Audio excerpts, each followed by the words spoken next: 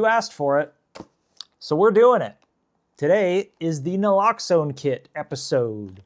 Naloxone is a powerful reversal agent for opioid overdoses. Basically, what it does is when you have a bunch of opioids bound to the opioid receptors in the brain, naloxone has a stronger affinity to bind to those receptors. So it goes in, poof, and it kicks off the opioids off the opioid receptors and binds to those receptors instead. So we use naloxone for opioid overdoses. Government-sponsored programs may vary from place to place, but here in Alberta, you can get a naloxone kit at any community pharmacy for no charge. And if you are worried about any sort of stigma, you can also get one completely anonymous. Whether you think it's for you or a friend or a loved one or just when you're walking down the street, you can get one of these of no charge. So let's open it up. I really need to get a better phone mount, but whatever, here goes.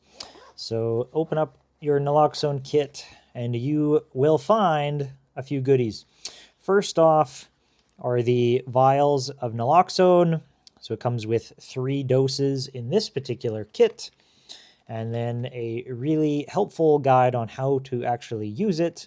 And then also 3 syringes, 1 for each dose. And what's super cool with these ones in particular, again, your kit may vary, but these ones are the Vantage Point syringes, which means the syringe is supposed to retract. So once you've done the injection to completion, it'll whoop, the needle will go back into the syringe so that we don't have a different problem in our hands with needles hanging out all over the place. In an ideal world, you would be able to put the syringe into a sharps container.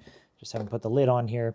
But if you're walking down the street and you just happen to have a naloxone kit and you're using it, you're probably not walking around with one of these guys.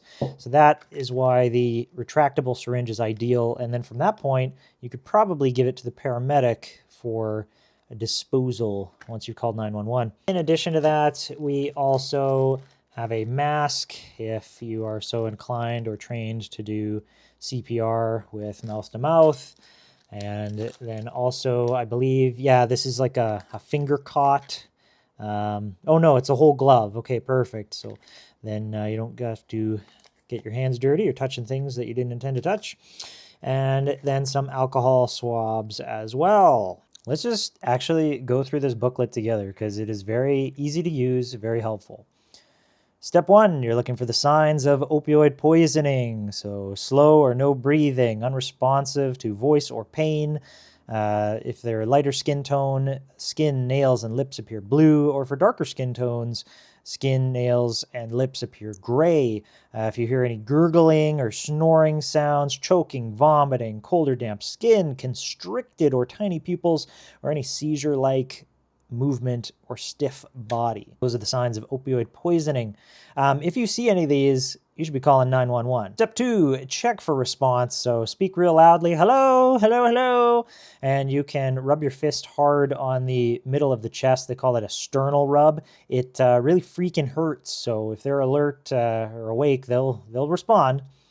And then if there's no response, call 911, go to step 3. Step 3, are they breathing? Head tilt, chin lift, listen, see if the chest is rising and falling, listen and feel for air from the nostrils. So if not, that would be when you'd start rescue breathing and you've got the gloves and the mask. And if they are breathing, that's great. You can put them in the recovery position, just like this. Roll them onto their side, the hand supports the head, and wait for help to arrive, aka 911, your paramedics. More advice on the rescue breathing here, to put the mask on, that sort of thing. But that's not the point of this particular video, it's more so how to inject the naloxone. So here we go. Step 4, prepare the naloxone. So let's take off the cap from the vial. Here we go. Ta-da! So next we're going to get our syringe, hold the vial upside down, insert needle into the liquid, into the neck of the vial.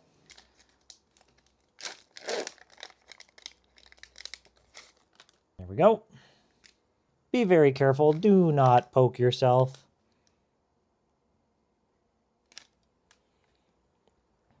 Let me do something called the seesaw method, You go back and forth to get it in here. We try not to cause as many bubbles as we can. There we go. We pulled back on the plunger. We took up all the liquid. It says it's about 1 ml, and that's also what it says on the vial here too. And we'll take that out. And you'll see here, push gently on the plunger to remove any excess air from the syringe after the liquid has been drawn up.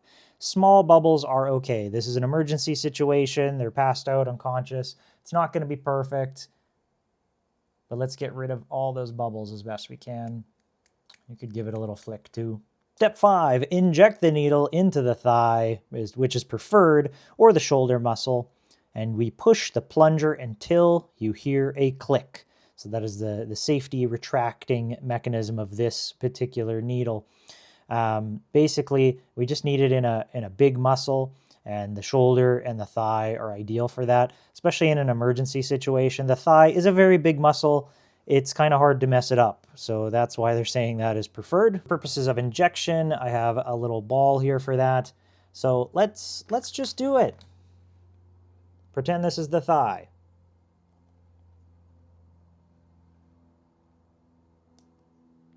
And I heard a click. I had to press it extra hard. Okay, I think it worked now. There we go.